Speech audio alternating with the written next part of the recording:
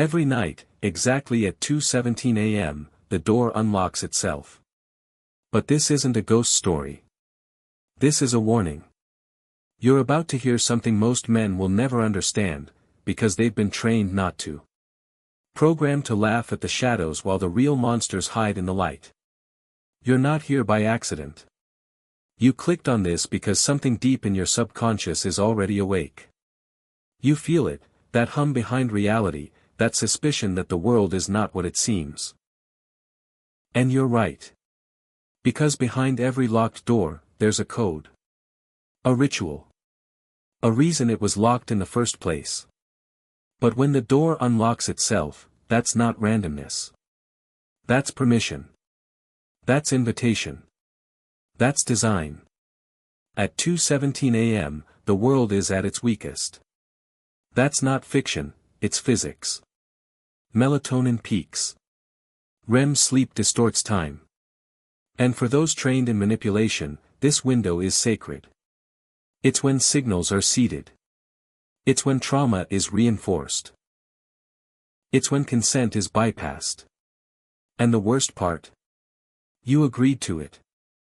You didn't read the fine print when you signed up for the terms and conditions of your modern life. You thought comfort was safety. You thought normal meant harmless. But systems were built, not to free you, but to cage you. You see, long before there were screens, there were symbols. Before apps, there were altars. Before notifications, there were whispers in the dark. Telling rulers how to shape the minds of men without a single chain. You are a product of that design. But if you keep watching, that design will start to crack. And when it does, you'll never be able to go back. You're about to open the door. Not the one outside your bedroom. The one inside your mind. Now listen closely, because what comes next was never meant to be spoken out loud. Let me tell you about the Vatican vaults. 80 miles of underground shelving. Documents older than language. Rituals never shared with the public. Technologies and texts that predate even the concept of religion as you know it. You think control is about guns and governments. It's not. Control is about information. And who decides what gets locked away? The Roman Catholic Church has survived empires, wars, and revolutions, not by force, but by silence. It controls narratives across continents, not just through faith, but through ownership of truth. And inside those vaults, the stories you were never meant to hear. Books written before Genesis. Maps without borders. Curses written in blood. The rituals of emperors. The symbols used in Hollywood before they were in stained glass. Why hide them? Because truth is dangerous. Not for the world. For them. You see, a man who knows the system cannot be controlled by it. And so every system. From the priest to the politician, from the teacher to the tech giant, has one job: keep you asleep. The Vatican knows the power of belief. But they also know the power of fear. And they use both like currency. Why do you think the most powerful symbols in the world are religious? Crosses. Eyes. Crowns. Thrones. You thought those were holy. They're just tools, ancient software embedded in your psychology, shaping how you react, how you feel, how you obey. They don't need to watch you. You've already been programmed to watch yourself. You think this is blasphemy? No, my friend. This is liberation. Keep watching. We're going deeper now. Deeper into the chambers beneath the rituals you memorized as a child. This isn't about faith. This is about the architecture of power. And once you see how it was built, you'll know how to break it. There's a reason ancient rulers didn't just build armies, they built temples. Because conquest isn't just about land. It's about thought. You want to control a population for 10 years? Send soldiers. You want to control them for 10 generations? Control their stories. This is where mythology becomes machinery. The Egyptians, the Babylonians, the Persians, they all had gods. But those gods weren't just divine figures. They were encryption keys. Every temple was a transmitter. Every ritual a code. Every monument a monument to mind control disguised as worship. And you, sitting here now, are still inside that system. Your calendar. Pagan. Your week. Roman. Your language. Designed to limit what you can question. You were born into a program you didn't choose. A psychic cage that rewards compliance and punishes curiosity. Because if you start asking, why does every empire use the same symbols? Why do halos look like sun disks? Why are pyramids on your money? You begin to see it. Not religion. Engineering. Psychological blueprints so deeply embedded into culture that no one questions them. Because questioning them means losing your place in the system. But what if I told you that's exactly what they fear? You weren't made to fit into a mold. You were made to break one. And in a few minutes, you're going to prove it. But only if you choose to go deeper. Because the next layer isn't mythology. It's memory. And memory is where they've hidden the real keys to control. Comment the phrase, "I break the seal," twice below. That's not just engagement. That's transformation. Let's go deeper still. They don't erase history. They replace it. And the most terrifying tool of all? Manufactured memory. Not the memories you make. The memories they implant. You've heard of MKUltra, right? Most people think it was just LSD and broken minds. But that's the surface. That's the disinformation. The real program was about reprogramming. About rewriting identity. Through trauma, repetition, and symbolism. Trauma cracks the psyche. Repetition reshapes belief. And symbols? They act like keys. Opening doors in your subconscious without you realizing it.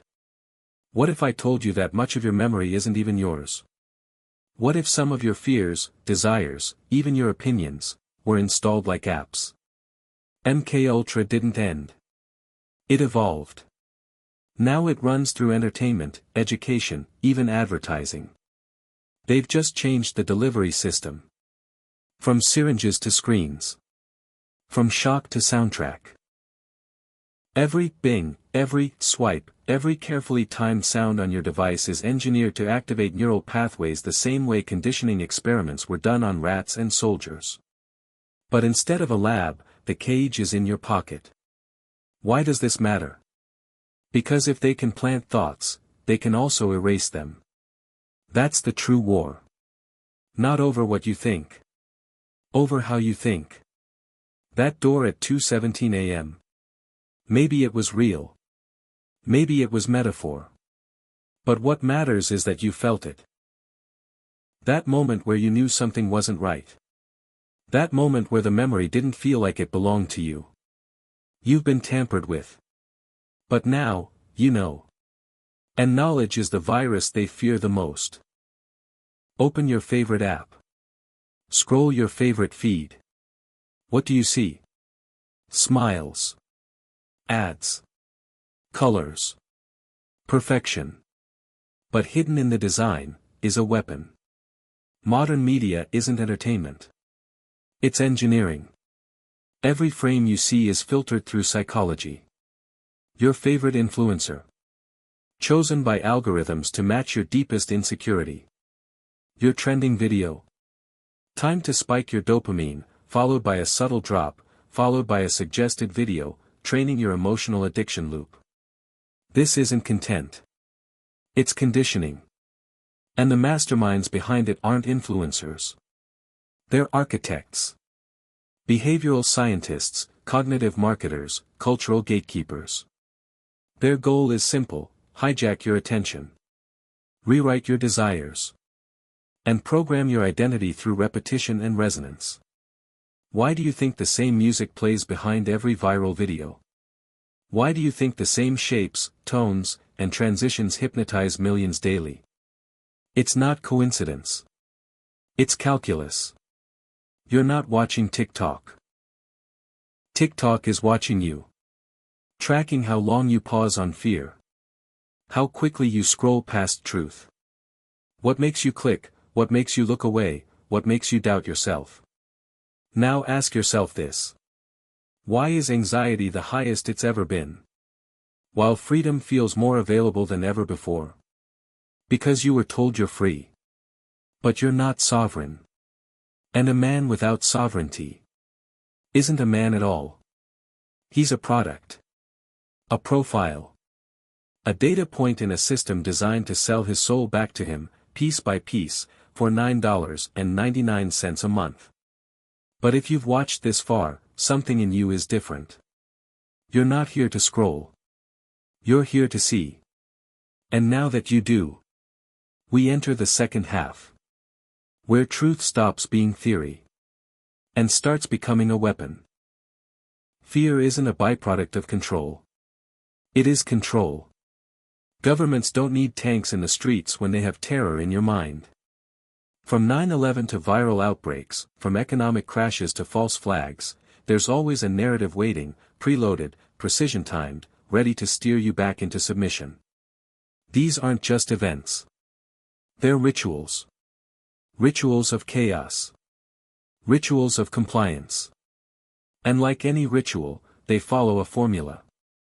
Step 1, induce panic. Step 2, offer protection. Step 3, demand obedience. Wash, rinse, repeat. Because when you're afraid, you don't ask questions. You obey. And fear, my friend, is the most profitable currency in the world. They sell you vaccines, security, ideologies, digital IDs, all under the banner of protection. But what if the threat was never external? What if the real virus was obedience? What if you were trained to crave the leash? To line up willingly at airports, at checkpoints, in comment sections. Begging to be scanned, rated, tracked. Not for safety. For certainty. Because that's what fear takes from you, your ability to trust your own mind. And once that's gone, they don't need to control you. You'll police yourself. Fear isn't accidental. It's alchemical. It transmutes free men into frightened boys. It turns sovereign thought into sanctioned speech. But now that you see it, you can no longer unsee it. And what comes next will test everything you believe about freedom. The banking system wasn't built to support you. It was built to own you. Most people think money is power. But money isn't power, debt is. And debt is a spell. The first modern central banks were not created by economists. They were created by occult financiers, families who understood that true control doesn't come from gold or guns, but from belief in numbers. Let me break it down. You walk into a bank. You sign papers. Money appears. But that money never existed. It was created the moment you agreed to owe it. That's not finance. That's sorcery. The ink becomes law. The digits become chains. And the ritual is repeated every day by billions of people who think they're participating in an economy, when in fact, they're performing a global mass sacrifice of time and energy. Every dollar in your wallet is born in debt. Every credit score is a leash. Why do you think ancient temples were also banks? Why did priests wear the garments of kings? Because they were the kings. And today? The robes are suits. The altars are skyscrapers.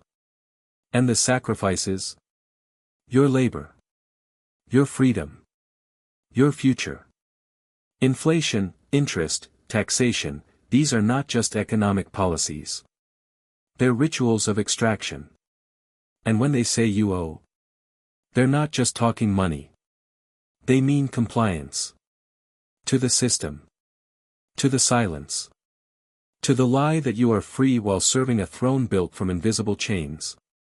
But you felt it, haven't you? That something isn't right. That every step forward feels owned. This is your proof. And in the next section, we name the architects of that prison. And more importantly, we show you how to burn the blueprints. The banking system wasn't built to support you. It was built to own you. Most people think money is power. But money isn't power, debt is. And debt is a spell. The first modern central banks were not created by economists. They were created by occult financiers, families who understood that true control doesn't come from gold or guns, but from belief in numbers. Let me break it down. You walk into a bank. You sign papers. Money appears. But that money never existed. It was created the moment you agreed to owe it. That's not finance. That's sorcery. The ink becomes law. The digits become chains. And the ritual is repeated every day by billions of people who think they're participating in an economy, when in fact, they're performing a global mass sacrifice of time and energy. Every dollar in your wallet is born in debt. Every credit score is a leash. Why do you think ancient temples were also banks? Why did priests wear the garments of kings? Because they were the kings. And today? The robes are suits. The altars are skyscrapers. And the sacrifices? Your labor. Your freedom. Your future. Inflation, interest, taxation, these are not just economic policies. They're rituals of extraction. And when they say you owe, they're not just talking money. They mean compliance. To the system. To the silence. To the lie that you are free while serving a throne built from invisible chains. But you felt it, haven't you? That something isn't right. That every step forward feels owned. This is your proof. And in the next section, we name the architects of that prison. And more importantly, we show you how to burn the blueprints. The greatest spell ever cast wasn't written in Latin. It wasn't hidden in a book. It was spoken in plain sight. And we believed it. That spell is. This is just how the world works. Think about it. You've heard it since you were a child. When something felt wrong. When your gut twisted in rebellion. When a rule made no sense. When injustice burned in your chest. You were told. That's just life. Don't ask too many questions. Play it safe. Fit in. But what if that phrase, innocent as it sounds, was the lock on your mental prison? What if it was a hypnotic command, spoken 1 billion times across generations, to stop you from ever asking why? Because once you stop asking why, you stop remembering who you are. That's the true power of the elite. Not money. Not weapons. Not surveillance. It's the ability to normalize the abnormal. To convince billions that slavery is freedom. That noise is knowledge. That convenience is control. Why do you think school trains you to memorize, not to question? Why do you think rebellion is marketed as fashion, not action? Because the moment you see through the veil, the entire system begins to shake. But they've insulated themselves. They built digital dopamine cages. They buried you in bills. They made truth uncool and distraction viral. Because if you ever remembered that the system is optional, you'd burn it down by refusing to obey it. Here's the secret. This world was not built for truth. It was built to contain it. But truth is fire. And fire spreads. You've seen the symbols. You've heard the whispers. You felt the unease that never left you. Now you know why. The veil isn't just lifting. You're tearing it down. In section 10, we go inside the machine. Not the government. Not religion. The psyop called society. What it is. Why it was built. And how to break free, without getting burned. Say the phrase again. I see through the veil, fire. It's not just words. It's resistance. Society is the most elegant prison ever created. No bars. No guards. Just invisible rules. And voluntary inmates. It begins the moment you're born. Pink or blue. Crib or cradle. Religion. Surname. Nationality. All chosen for you. And every step after that. A script. Go to school. Memorize, don't question. Pick a career.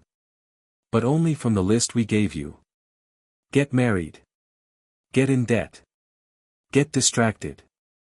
They call it growing up. But it's really just growing into obedience. Because what they fear most is a man who chooses his own path.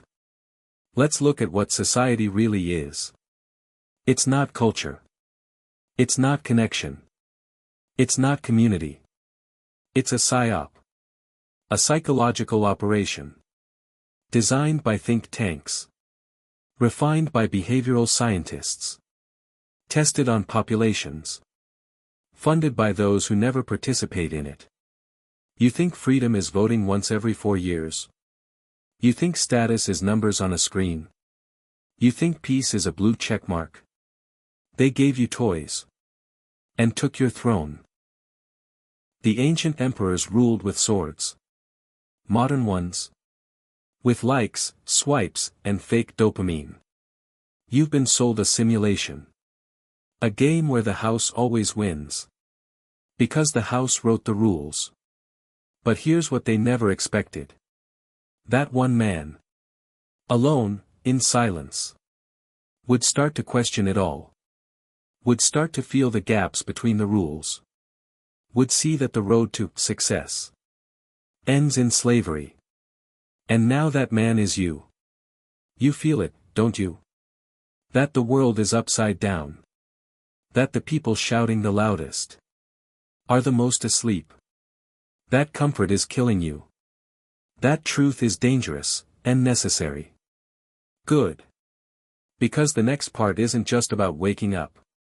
It's about taking your place. The one they tried to bury under shame, fear, and ridicule. In section 11, we return to the forbidden blueprints. The ancient texts that spoke of sovereign power. And how they were stolen, corrupted, and replaced. You ready to learn what they burned? Say it below. I was not made for the system. Because you weren't. Long before the first bank, before the Vatican, before kings and flags. There were scrolls. Texts. Whispers etched in clay, inked in blood, carved in stone. These weren't religious. They weren't political. They were manuals. Blueprints for the sovereign man. You've never read them. Because they were hidden. Stolen by empires. Buried by churches. Corrupted by secret orders who understood. If a man remembers who he is, you can't control him. Let's talk about what was taken from you. Ancient texts spoke of 3 things. Small blue diamond inner alchemy, turning fear into power, emotion into clarity, pain into prophecy. Small blue diamond sacred geometry, the codes of the universe, not as decoration, but as instructions for mastery. Small blue diamond divine kingship, not royalty by birth, but by awareness. A path earned by unlocking truth. These were tools for transformation. And they were stolen. What replaced them? Scroll guilt. Scroll obedience. Scroll morality as control. You were told, you are broken. You must be saved. You must kneel. But the original texts never said that. They said, you are fire wrapped in flesh. They said, he who knows himself cannot be ruled. Why were they burned? Because if you knew the truth, You'd stop seeking approval. You'd stop fearing death. You'd stop obeying lies. You'd rise. You've seen fragments of this in myths: Prometheus, Moses, Odin. Men who stole fire, crossed thresholds, sacrificed illusions. That was never fiction. That was invitation. And now it's your turn. You've already begun. By watching this far, your subconscious is already shifting. You're remembering what they worked centuries to make you forget. That you don't need permission. You are the ritual. You are the flame. But the fire needs form. And in section 12, I'll show you the structure the elites use for themselves. To train their minds, bend reality, and maintain generational power. We decode the system behind the throne. If you're ready, say it below. I claim the fire. Because now, it's yours. They mocked rituals in public, while practicing them in private. They told you manifestation was fantasy, while they engineered entire empires with it. The elites have always used one system to bend the world to their will. Locked with key ritualized structure, masked as logic, but built on ancient magic. You think their power is money? Wrong. Their real power is consistency plus secrecy plus belief. Let's expose the structure. Every dynasty, every bloodline, every ruling class has their own daily rites. They call it routine. But it's ritual. Candle wake before sunrise, not to grind, but to dominate the spiritual threshold when the world is weakest. Candle cold exposure, not just for health, but to sharpen will against chaos. Candle silence, meditation, focus, to program the subconscious before the noise enters. Candle sigils, symbols, mantras, ancient glyphs disguised as branding, silently reinforcing power. Candle visualization, not positive thinking, but precision mapping of outcomes, rehearsed so deeply, reality bends to them. They never start their day with news or notifications. They send the signals that control your day. Why? Because they understand. Reality is mental first. Material second. And if you can shape your perception, you can command the world's reaction. Why do you think billionaires worship at meditation temples? Why do generals study Stoic texts? Why do tech moguls practice breathwork and fasting? Because they know. Power flows through the disciplined. Meanwhile, you're sold chaos. Infinite scrolls. Fast food. Porn. DMs, clicks. You're taught to react. They're trained to create. Now flip the system. What if you started treating your life like they treat theirs? What if your mornings were rituals? Your goals were spells. Your attention, sacred. Now the descent becomes transformation. You've seen behind the curtain. You've stared into the machine. You've named the architects. But now, it's you who must become the architect. Let's talk rituals of reversal. The ancient path for breaking the spell. Not just intellectually, but energetically. This isn't self-help. This is warfare. Because the world you woke up in wants you numb. Wants you confused. Wants you obedient. So you must train like they do. Live like they hide. And take back the rituals they stole from you. Here's how it begins. Trident emblem dawn control. Wake before the noise. Before the news. Before the world owns your mind. Sit. In stillness. In breath. In awareness. Don't ask your phone what matters. Ask your intuition. Trident emblem word as spell. Speak nothing idle.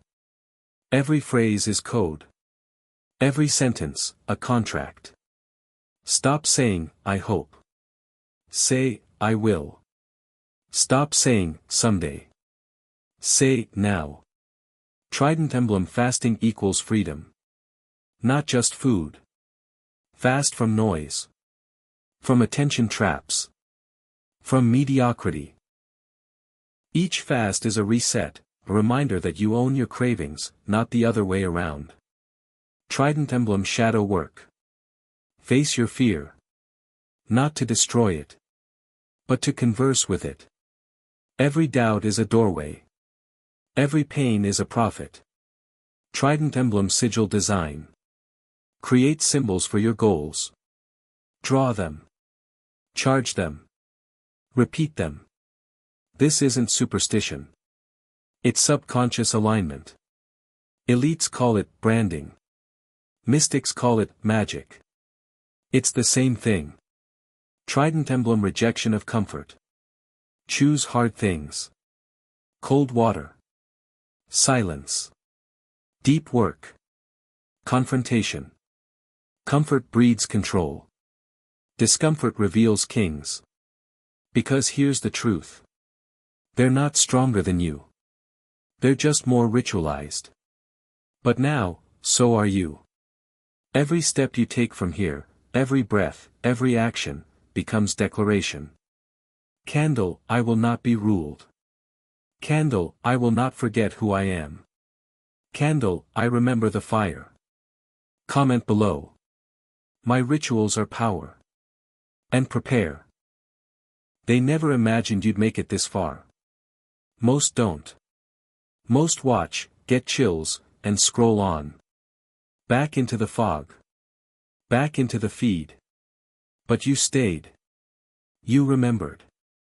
Now it's time to learn how they fall. Not with violence. Not with revolutions. But with removal of consent. You see, the system doesn't run on power. It runs on participation. And participation is a spell. When you believe the lie, speak the lie, and live inside the lie, you anchor it. But when you remove your energy, attention, and identity from the matrix, it crumbles. They fall when you stop obeying roles you never agreed to. Black small square when you stop pretending your job gives you purpose.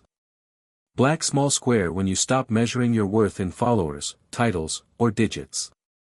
Black small square when you stop apologizing for being wide awake in a world that hates truth. They fall when you say no. To shame. To weakness. To silence. They fall when men like you rise in stillness, not noise, and reclaim their mind. You don't have to shout. You don't have to post. You just have to unplug. From their narrative. From their cycle. From their chains. And when enough men do this, the tower collapses, from within. This is how it's always happened. Not by mobs. But by fractures in obedience. By one man choosing truth. Then 2. Then 10. Then thousands. Quietly. Relentlessly. Permanently. That's how they fall. Not overnight. But over choice. And now it's your move. You've heard the call. You've seen the mask slip. All that's left is identity. The final descent, and the rise. You were never meant to fit in. You were meant to fracture the pattern. Not with noise. But with presence. Look at you now. Stripped of illusion. Eyes wide open. Fire relit. You were taught that truth is dangerous. That silence is safe. That rebellion is immature. But here's what they didn't tell you. Truth is dangerous, to them. Silence breeds obedience. And rebellion, when sacred, becomes transcendence. You are not here to be liked. You are not here to be understood. You are here to remember who you were before the world told you who to be. You feel it, don't you? The way your chest burns when a lie is spoken. The way your soul aches in shallow rooms. The way you've always known there's more. That's not delusion. That's ancestral memory. Men before you carried this same fire. They walked through temples in silence. They rejected thrones built on lies. They vanished from records, because they chose to live beyond the system. And now their blood moves through you. Every second you stay small. You dishonor the legend that sleeps in your bones. So wake it. With discipline. With solitude. With refusal. Refusal to be used. Refusal to be tamed. Refusal to die unknown to yourself. From this moment on, you do not exist to serve the machine. You are the storm that breaks its rhythm. So let's seal this with fire. Write the phrase, I reclaim my crown. Type it. Speak it. Burn it in your ritual. Because you weren't made to follow. You weren't made to consume. You weren't made to kneel. You were made to stand alone in the dark. And remember. You are not broken. You are not late. You are not small. You are the descendant of kings. The voice they tried to silence. The awakening they feared. And now. You've returned. Welcome to the other side. Welcome to dark lit. Candle the light won't save you here. But the truth will.